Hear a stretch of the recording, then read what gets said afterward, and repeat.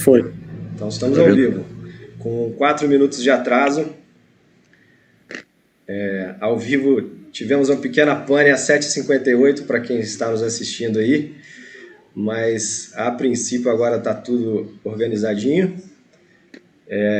Vou fazer uma breve introdução aqui, já passo a palavra ao Dr. Daniel.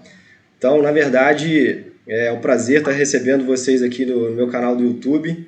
Essa foi uma ideia do Dr. Daniel Ramalho, que é o coordenador da Ortopedia e Traumatologia do Hospital São Lucas, hospital referência aí na Zona Sul Carioca. E eu vou passar a palavra agora para o Daniel, para ele abrir aí nosso evento de hoje. Boa noite, gente. É uma noite maravilhosa, uma noite muito legal aí para a gente falar sobre um tema muito frequente no consultório, né? Todo mundo que milita aí na ortopedia e traumatologia se depara todo dia no consultório com uma queixa de dor no joelho, uma queixa traumática. Pensei nesse formato trazendo pessoas assim que têm um know-how enorme. Vou começar pelo meu amigo Dr. José Leonardo, que dispensa comentários, é o canal dele, então todo mundo que provavelmente está nos assistindo de alguma forma tem alguma ligação com ele. Especialista em joelho do Instituto Nacional de Traumatologia e Ortopedia, subcoordenador do Departamento de Cirurgia de Joelho do Hospital São Lucas de Copacabana, aqui no Rio de Janeiro. Hoje talvez seja o maior publicador sobre joelho, né, em revistas indexadas no Brasil, internacionalmente, um cara que vem desenvolvendo muita ciência. Então, uma satisfação enorme. Está fazendo doutorado na USP, né, o Zé Léo? Isso, na USP Ribeirão. Na USP Ribeirão. Então, um cara que está muito ligado à ciência, tem uma prática incrível. É um prazer enorme estar dividindo a noite aí com você, Zé. Muito obrigado pela oportunidade de abrir o seu canal aí para a gente fazer o evento. O José Roberto Prado Júnior também é um colega fisioterapeuta que dispensa comentários. Assim, minha vida na ortopedia, eu posso dizer que começou com ele. Eu era fisioterapeuta, fui estagiário dele. Foi onde eu dei os primeiros passos, comecei a entender um pouquinho dessa articulação tão complexa. Fisioterapeuta que já foi coordenador do Departamento de Fisioterapia do Comitê Olímpico Brasileiro, tem uma experiência enorme com atletas, uma referência não só no Brasil, mas no mundo em reabilitação motora. É uma satisfação enorme ele estar aqui com a gente. Obrigado por ter aceito o convite, Zé. Muita satisfação, tá, meu amigo? Fábio Perissé, o que eu digo, né? Assim, tanta gente bacana e tanta gente com tanta capacidade que fica até difícil, né? É tanta coisa para falar. Enfim, Fábio Perissé é um cara que também há anos a gente se encontra em eventos, em congressos, um fisioterapeuta com a especialidade em ortopedia, tratamento de atletas, assim, milita há muitos anos na especialidade, já fez vários eventos de grande porte, inclusive, com convidados internacionais, muita bagagem teórica e prática para dividir com a gente. Pô, Fábio, obrigado aí, mais um evento que a gente está junto, uma satisfação enorme a gente está dividindo aí essa noite incrível de terça-feira. Eu que agradeço mais uma vez. A gente teve um atraso aí, a ideia é a gente acabar às 20h30 para ser um evento dinâmico, um evento não tão cansativo, né, e que a gente agregue uma informação simples, que aquele ouvinte que tem essa dificuldade, que se identifica com esse tema, absorva um conteúdo interessante de fácil acesso. Então, vou começar aqui perguntando, o Zé Léo, quando a gente fala de condropatia, condromalácia, como é que é esse paciente, como é que ele chega até o consultório, qual é a queixa frequente que você mais observa nesse tipo de paciente? Então, boa noite novamente a todos. É uma honra, uma breve mini introdução aqui, é uma honra estar do lado dessas duas feras aí da fisioterapia, o professor José Roberto Prado Júnior, o grande Fábio Perissé, uma grande honra estar aqui. E Então, respondendo a sua pergunta, Daniel, sobre o início, você perguntou sobre o início dos sintomas, correto? Isso, exatamente. Entendendo que aqui a gente tem um público de acadêmicos, tá? A Liga de Ortopedia da Estácio de Sá está maciçamente presente, né? A faculdade que eu tenho muita gratidão de ser professor. A gente tem público em geral, né, que se identifica com esse tema. Então, a gente tentar usar um linguajar que transite bem por todos esses públicos, né? Tá, joia. E aí eu queria saber, Zé, como é que é a tua prática, assim, como é que esse paciente chega no consultório, como é que é a queixa dele para você? Tá. Então, assim, falando um pouquinho ali sobre a condropatia femoropatelar e condromalácia, né? Essa é uma queixa super comum no consultório. Basicamente, cerca de 30% dos pacientes que vão ao consultório de um especialista em joelho têm esse problema. Então, é uma coisa assim que é muito raro você fazer uma agenda de consultórios e não atender um paciente com essa queixa. Então, é bastante comum. E qual é a principal, o que o paciente relata para você, né? Qual é a principal queixa, né? É a dor anterior no joelho, na parte da frente. Você pede para ele apontar com o dedo, ele tem uma certa dificuldade. Ele espalha o dedo, ele coloca geralmente a mão na região, na frente da patela, a região anterior do joelho. Então essa é a principal queixa, é assim que o paciente chega e é uma queixa super comum. Por isso, o tema de hoje, eu acho que ele, se não é o mais relevante, é um dos mais relevantes aí da área da ortopedia do joelho.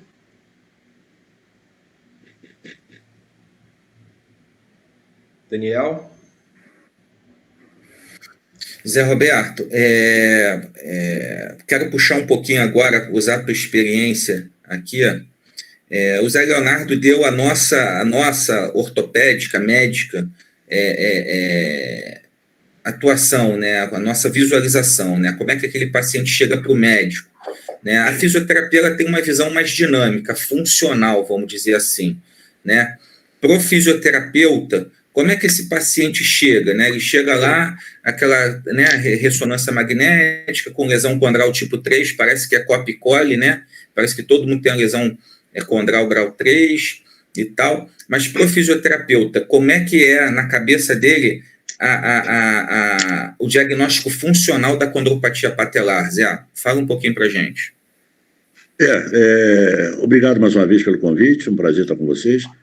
A questão da dor anterior no joelho, eu vou generalizar, como o Dr. Zé Leonardo colocou muito bem. A dor anterior no joelho ela é multifatorial, isso não há dúvidas quanto a isso. A prática clínica de quem trabalha com o joelho, a condropatia patelar, ela pode chegar, eu acho que até mais de 30%, mais que 30, né? da prática tanto da ortopedia quanto da fisioterapia. A dor é anterior. O fenômeno acontece e se manifesta fundamentalmente em mecanismos de desaceleração, de frenagem, fundamentalmente em mecanismos de frenagem ou de extensão do joelho a partir de uma flexão muito intensa. O que significa isso? Se você está sentado no chão, tá, e tenta levantar, o paciente frequentemente relata a dor. Se você está descendo uma escada, tá, o joelho pode falhar, porque essa dor anterior no joelho ela tem uma capacidade de desligar temporariamente o quadríceps. Tá? Então, essa dor um pouco mais aguda, ela desliga o quadríceps e o joelho falseia, tá? Em quadros mais avançados, né, de condropatia patelar. Então, as duas principais queixas estão relacionadas a funções de flexão, que é a desaceleração do joelho, tá? Com uma ação de frenagem do aparelho extensor do quadríceps, e a extensão a partir de um momento de flexão do joelho. Quando você tenta levantar de uma cadeira, tenta levantar do chão, tenta fazer uma flexão com a ação do quadril associada. Essas são as queixas funcionais que o paciente traz para nós. Agora, é muito mais rico do que isso. Eu costumo dizer sempre que, para nós termos resultados funcionais nas condropatias patelares, nós temos que pensar à distância. Muito menos, isso dentro da visão fisioterapêutica, muito menos em relação ao próprio joelho, muito mais em relação ao quadril, ao próprio comportamento mecânico da pelve e a relação do pé com o solo, tá? Que é um negócio que eu vou falar um pouco mais adiante. Seria isso. O Zé Leal, pela tua experiência, né, pela tua vivência clínica, você que só faz joelho, né, teu consultório é só joelho, você observa que esse fenômeno ele acomete mais mulheres, homens, crianças, ou independe do sexo? E esse dado epidemiológico, ele tem alguma relação com uma característica física que pode repercutir na funcionalidade do joelho, na forma do joelho atuar, ou é uma questão totalmente aleatória? Pela tua vivência, o que você observa mais frequentemente na tua clínica diária? Então, assim, o perfil do paciente que chega com essa queixa são mulheres jovens, tá? Variando ali de 20 a 40 anos, só que, lógico, com as suas exceções, às vezes um pouco menos de 20 anos, às vezes um pouco mais de 40, mas a grande maioria aí está nessa faixa etária, entre 20 a 40 anos, tá? E grande maioria são mulheres, tá? Isso tem um fator biomecânico, eu acho que entra um pouco do que o Zé Roberto estava falando, que as mulheres têm um quadril mais largo, isso fisiologicamente, até para poder ter o filho, né? Então, o quadril é mais largo, isso já dá um aumento do ângulo Q, que é um dos fatores aí que predispõem à condropatia femoropatelar e dor anterior no joelho. Então, isso é um dos fatores que aumentam, e na nossa vivência, a grande maioria das pacientes são mulheres jovens nessa faixa etária, e aí, lógico que varia também um pouquinho para cima, um pouquinho para baixo. Ô, Fábio, uma questão que é bem diferente, né, na prática ortopédica e na prática fisioterápica, são os critérios de avaliação, né? Nós, enquanto ortopedistas, a gente tem uma avaliação muito direcionada, né? E a gente sabe que o fisioterapeuta ele tem uma avaliação funcional mais globalizada, obviamente objetivando o problema principal, a questão principal do doente, né? Como é que a tua semiologia, como é que a tua propedêutica aplicada aí aos pacientes que chegam para você com diagnóstico de condropatia patelar? Como é que você examina esse doente? Antes de mais nada, boa noite. Obrigado mais uma vez pelo convite, Daniel, Zé Leonardo. Zé, é um prazer estar aqui com você. E o que eu vejo no meu consultório, assim? Além dos fatores biomecânicos que já foram falados, Zé Leonardo colocou como a questão do ângulo Q, aumento do ângulo Q, predispondo esse paciente a realizar um valgo dinâmico, ali uma adução do joelho. O que a gente percebe hoje na síndrome de dor femoropatelar é uma importância muito grande com relação à catastrofização e cinesiofobia desse paciente. Então, hoje, a gente já sabe da influência do sistema nervoso central em todo esse processo dessas pacientes ou desses pacientes com esse tipo de dor. Então, eu sempre administro para eles questionário para avaliar cinesiofobia, para avaliar catastrofização. Então, esse é um ponto importantíssimo, que a gente vê isso aumentado nesse tipo de paciente. Então, a gente começa a entender um pouquinho de como está o processamento da dor desse paciente e as alterações psicossociais, como podem estar influenciando dentro desse processo. Outro ponto importante que eu avalio sempre é a amplitude de movimentos de dorsiflexão. Então, a gente já sabe, por exemplo, que uma diminuição de dorsiflexão leva a um aumento do momento de adução, um valgo dinâmico daquele joelho. Isso pode ter uma relação ou não. Outro ponto importante é avaliar força, como o Zé Roberto colocou, distante mesmo, então avaliar a força de rotadores externos do quadril, avaliar um pouco da força também da musculatura de panturrilha, tentar trabalhar um pouco a musculatura do pé, ou avaliar esse comportamento da musculatura do pé, e avaliar a força do quadríceps também. Então, basicamente, essa é a forma que eu vejo o meu paciente, assim. Só para a galera entender, tá? Obviamente a gente vai ter um público especializado, mas, enfim, querendo abrir um pouco para quem está começando agora também, galera. Ângulo Q é a abreviatura de ângulo quadricipital, tá? A gente entende o mecanismo femoropatelar como uma parte do mecanismo extensor do joelho, né? Que vai desde da pelve, né? A gente tem pessoas formando aí o quadríceps, até a inserção na tuberosidade anterior da tíbia. Esse acordo com o tamanho da pelve, que nas mulheres ele é um pouco aumentado, isso influencia toda a dinâmica patelar e o trekking patelar, ou seja, o caminho da patela sobre os côndilos femorais. Tá? Zé Léo, a gente está sendo bem dinâmico aqui. Quando a gente vamos entrar em tratamento, né?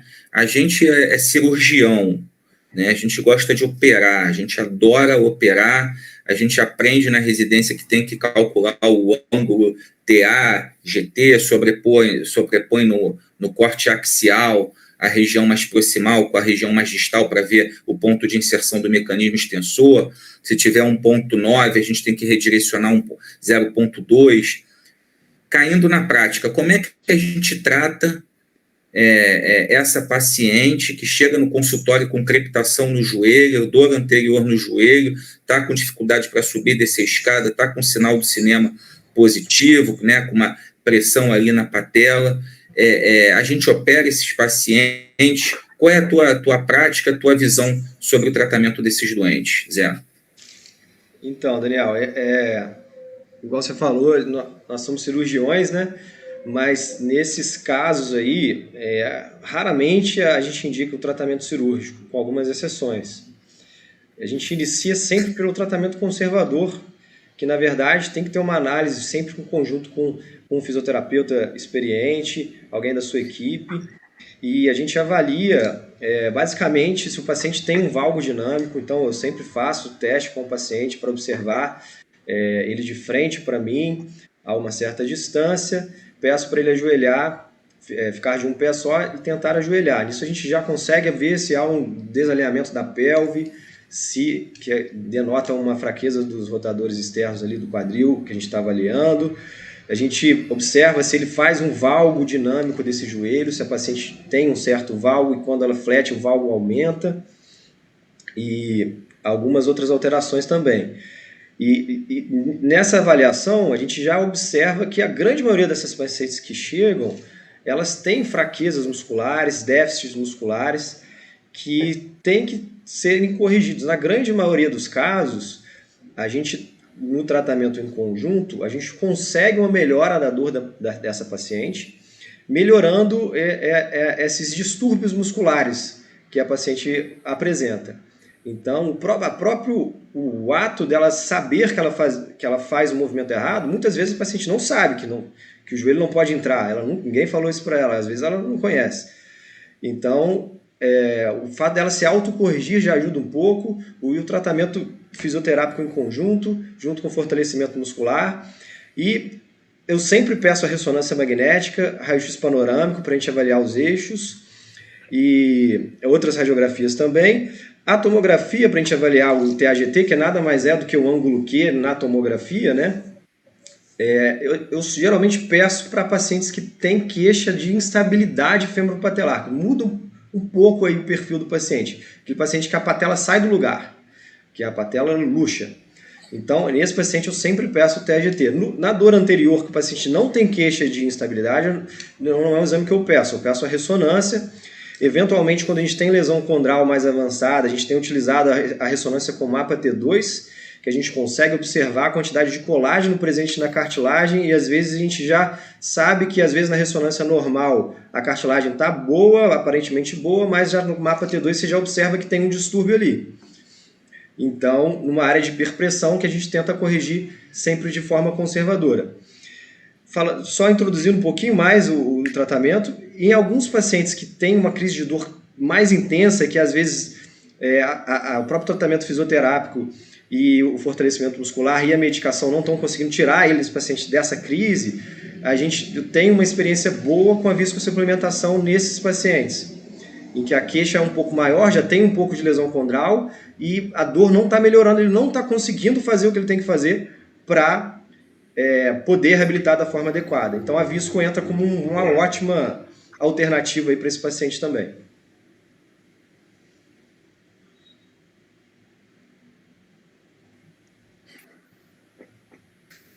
Beleza, Zé? Uma simplificação para a gente abrir um pouquinho o leque para nos não especialistas, visto que a suplementação é ácido hialurônico intraarticular, tá? Tem uma propriedade de melhorar biologicamente a articulação, dar um suprimento para a cartilagem ainda viável. Então, obviamente, havendo um critério médico para se fazer, é um recurso aí que a gente tem, uma carta na manga que a gente tem, que pode auxiliar também no tratamento. Eu, em alguns casos, faço também e acho que ajuda bastante quando bem com um critério bem definido. Tá? Então, resumindo em termos de tratamento, eu concordo com o Zé, o tratamento, na minha opinião, é 99% dos casos conservador, ou seja, não cirúrgico, porém, isso não quer dizer que ele não é complexo, né? Muitas vezes é um desafio enorme. A gente precisa de um fisioterapeuta bem capacitado, que domine a especificidade da questão, e um médico que tenha na mão todos esses recursos que possam demandar o paciente, né?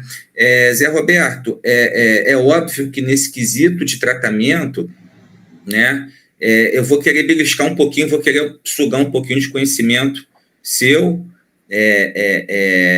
Como é que você está tratando hoje? Eu sei como é que você tratava 20 anos atrás, e você já tratava isso, né? Eu estou curioso para saber como é que você está tratando hoje, Zé. O que você está fazendo naquele paciente que chega para você com uma condropatia patelar importante, uma dor, está com um déficit funcional, está com dificuldade de exercer, de fazer as atividades da vida diária. Como é que você está tratando esse doente, Zé?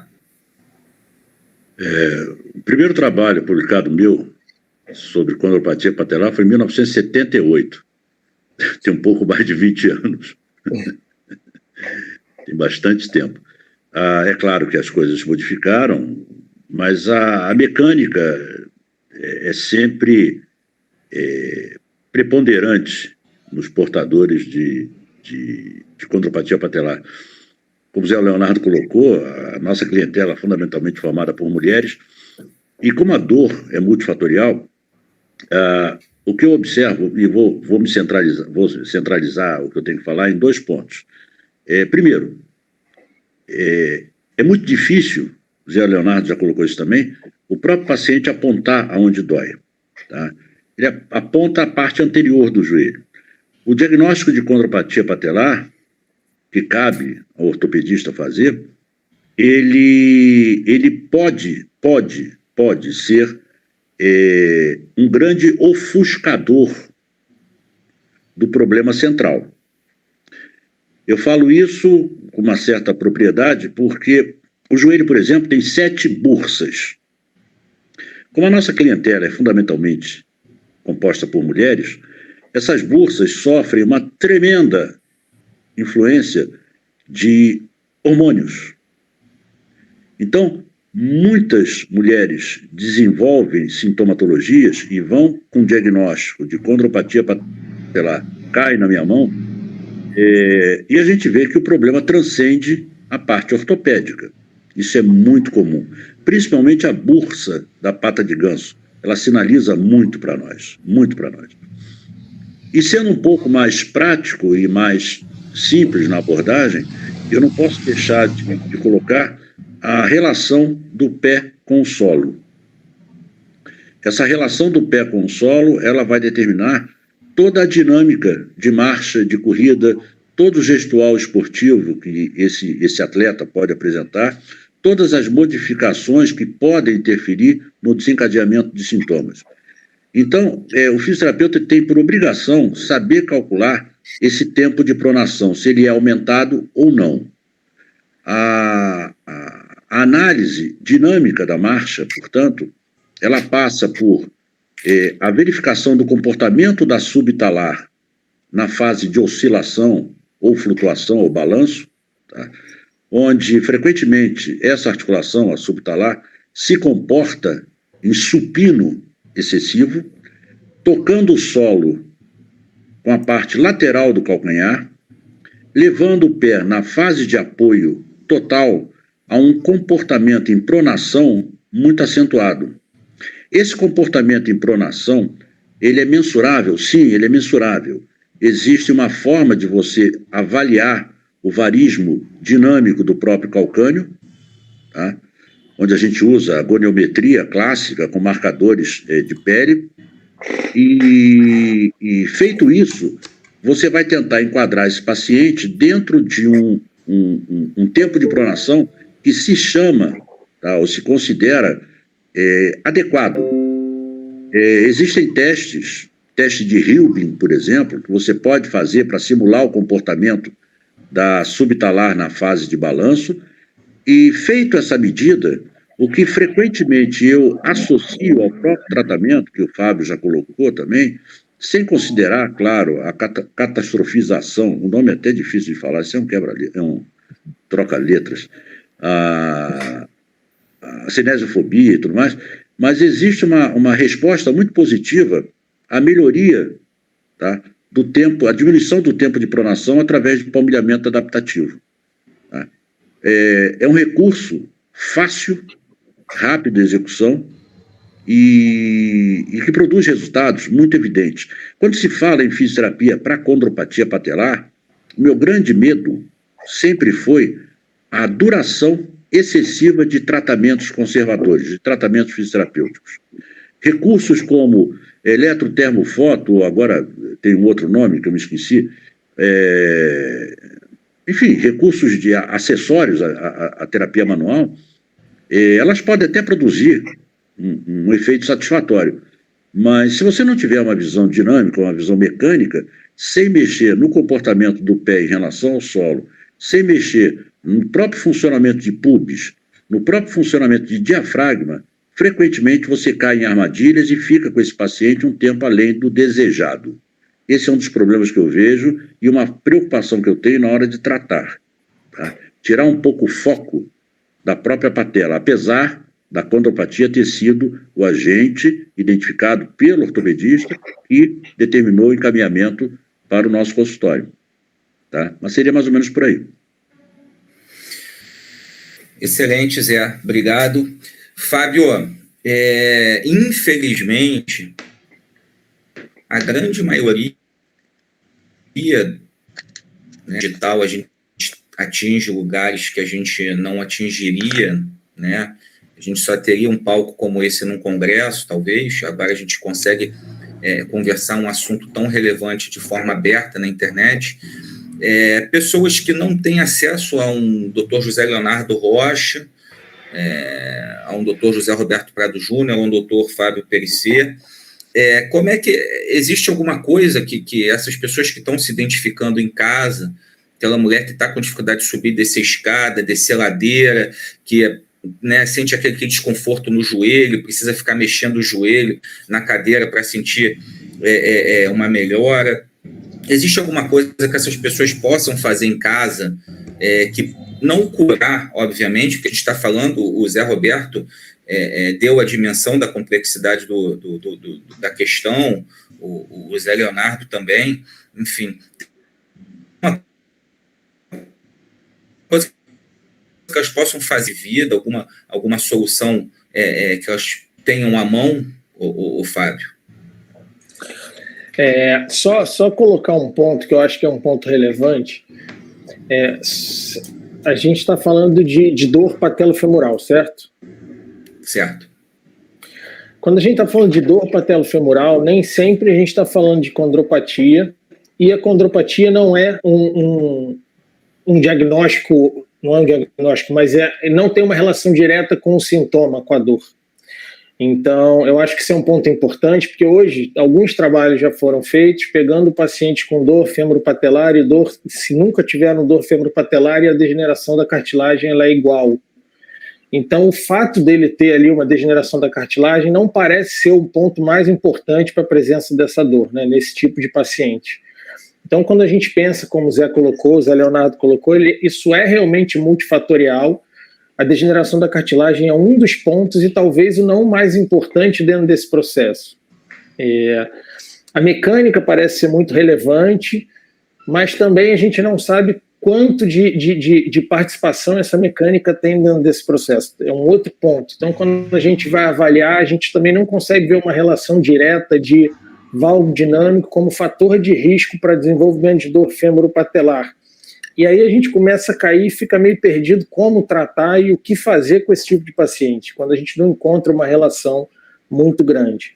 O que a gente tem hoje com relação a tratamento, que a gente sabe que a gente deve ganhar força desses pacientes, e sempre se pensou, né, naquela questão do complexo posterolateral do quadril, pensando em trabalhar glúteo, rotadores externos, pensando em trabalhar o pé.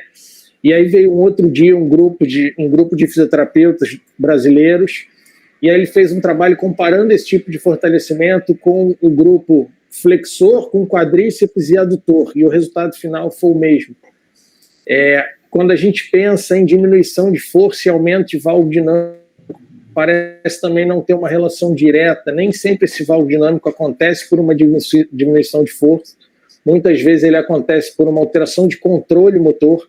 Então são pontos realmente são muito difíceis para a gente tratar, assim. Mas o que a gente vê é ganhar força desse paciente, pensando na cadeia cinética de uma forma geral, isso parece ser importante, além daquilo que eu coloquei, da catastrofização, como o Zé colocou, e a parte da cinesiofobia. Esses são pontos muito importantes. Quando a gente está falando de tratamento de dor, e eu estou tratando, na verdade, o paciente, e a gente já sabe que esse tipo de paciente apresenta alterações centrais no processamento da dor dele, não adianta eu ficar tratando só esse paciente à distância. Então, a gente tem hoje alguns trabalhos mostrando que, pura e simplesmente um trabalho de educação em dor com esse tipo de paciente, tentando fazer um manejo de carga, modificando o volume de treinamentos, por exemplo, se forem corredores, tentando modificar o padrão, pura e simplesmente induzindo o paciente de forma verbal, parece ter um resultado similar a tratamentos de fortalecimento e tudo. Então, o que a gente vai fazer, como todo tratamento de dor é um tratamento multimodal, a gente precisa unir tudo isso. Então, o primeiro ponto é fazer uma educação em dor desse paciente sobre o processo e a patologia, a síndrome, na realidade, porque não é uma patologia específica, o que ele está sentindo, o que é essa síndrome, como ela funciona e como a gente vai abordar. Então, eu penso num processo de educação, isso pode ser feito à distância, tentar um tratamento de fortalecimento de uma forma geral mesmo, a gente encontra resultados positivos, fugindo daquelas angulações, como o Zé colocou. Então, o que a gente sabe que aumenta a compressão ali fêmuro-patelar? Em cadeia cinética fechada, quando a gente está com o pé apoiado, aumentar a angulação de flexão parece aumentar isso, e quando a gente está com o pé fora, por exemplo, numa cadeira extensora, os graus mais próximos do 30, 45 graus parecem ser graus ali onde 90, 30 graus, onde a gente tem uma maior compressão ali na região fêmuro-patelar, então a gente vai tentar fugir dessas angulações. Então é dizer para esse paciente tentar voltar às atividades que ele conseguir realizar, tentando fugir das angulações dolorosas e das atividades mais dolorosas, mas pensar em fortalecer, pensar em modificar e educar esse paciente com relação à dor, à síndrome e ao sintoma que ele está passando, eu acho que é o melhor caminho. E a gente consegue manejar esse paciente à distância. Como o Zé colocou, os recursos eletrotermofototerápicos não são muito interessantes nesse tipo de paciente. Então, não preciso estar do lado dele com nenhum recurso, com nenhum equipamento. A gente pode manejar a avaliação e o tratamento dele à distância sem problema nenhum. Daniel, só para complementar o que fala, por favor, desculpa. Existe uma preocupação grande em qualquer lugar do mundo com o que eu posso continuar fazendo e o que eu tenho que suspender. Então, se a gente pegar um paciente com essa queixa que esteja num lugar remoto, sem muito recurso, sem muitos especialistas, sejam ortopedistas ou fisioterapeutas, para manusear, manejar esse quadro, algumas coisas são interessantes da gente saber. É claro que hoje não, já há muito tempo a gente sabe que você estando numa academia e fazer um trabalho de cadeira extensora, na sua angulação proposta pela maior parte dos educadores físicos, de 90 até 180 ou de 90 até 0, aumenta muito a resultante retropatelar. Se essa condropatia for a grande responsável, se for a grande responsável pelo desencadeamento de sinais e sintomas, esse quadro tende a piorar. E a primeira pergunta que eu sempre ouço de pacientes ativos, tá, é: eu tenho que suspender a academia? Não. Não. A academia traz outros benefícios, o trabalho na academia de musculação traz outros benefícios, algumas modificaçõezinhas simples, para quem não tem recurso nenhum, que acho que é um dos objetivos da nossa live hoje. Suspender a cadeira extensora, sim. Enfatizar o trabalho em cadeia cinética fechada, sim. Então, agachamento dentro de angulações que protejam a articulação femoropatelar é fundamental que sejam continuados. O próprio trabalho em leg press, tá, onde você usa as duas pernas para deslocar a carga, dentro de angulações assintomáticas, vão produzir resultados muito satisfatórios, independente de um fechamento diagnóstico, independente de uma intervenção fisioterapêutica de alto nível. Então é importante deixar claro que a suspensão de atividade na academia frequentemente traz piores resultados globais para esse paciente, conforme o Fábio falou, tá, do que a modificação da tua intervenção dentro dos exercícios diários. Até a escolha do solo onde ele vai fazer o trote, a caminhada. Por exemplo, a gente vive numa cidade que tem pedras portuguesas. Eu sempre brinquei, o Daniel sabe disso, que a pedra portuguesa, Fábio há de concordar comigo, foi inventada por um ortopedista, porque ou coisinha para arrebentar joelho. Tá? Então, muda o solo da caminhada. Isso é um procedimento simples, em qualquer lugar do mundo você pode fazer, mesmo que você não tenha o super especialista à disposição. Tá? Escolha um solo mais adequado, mais macio, que não devolva tanto impacto. Saiba escolher o tênis. Existe uma coisa na indústria do tênis, que é muito interessante, que são tênis pronadores, tênis supinadores e tênis neutros. Opte sempre pelo tênis neutro, mesmo que você seja um pronador. Opte pelo tênis neutro. Tá? Se ele não te fizer bem, mal ele não vai contribuir, não vai fazer. Tá? Então escolha o tênis adequado. Sempre considere, tá, que qualquer atividade de impacto, ela vai ter a sua realização multiplicada por pelo menos 3 vezes o peso que o solo recebe. Então eu não posso orientar um paciente que tenha obesidade mórbida e desenvolva uma síndrome de dor anterior no joelho, que vá ao ortopedista, que feche o diagnóstico de condropatia. Eu não vou orientar esse paciente para atividade de impacto, tá? Porque a resposta do solo vai ser muito alta. Então, alguns cuidados que eu chamo de toalete, não é toalete cirúrgica, tá, doutor Zé Leonardo?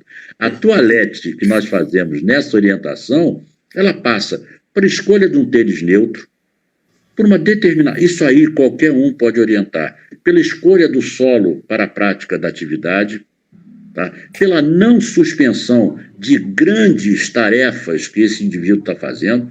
Mas a academia está machucando o joelho. Mas o que ele procura na academia? Será que ele é um hipertenso, um diabético que precisa daquela atividade física? Eu não vou suspender, eu vou modificar. Tá? E esses pequenos detalhes vão contribuindo, na maior parte das vezes, para fazer com que esses sinais e sintomas desapareçam tão rapidamente quanto eles apareceram. A condropatia continua? Continua. Continua, eu não tenho dúvida disso. Agora, nem todo mundo, o Fábio falou muito bem, o Zé Leonardo, o Daniel, nem todo mundo que é portador de uma condropatia femoropatelar tem dor. Nem todo mundo tem dor. O ácido hialurônico, a gente sabe dos benefícios dele.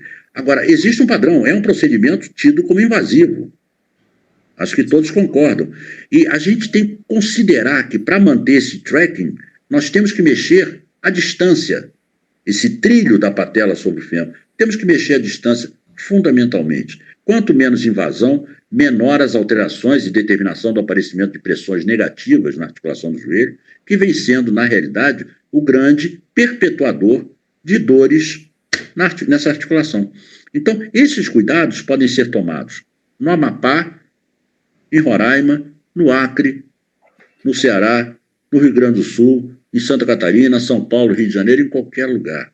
Esses cuidados com a toalete, com a utilização da própria articulação, tá?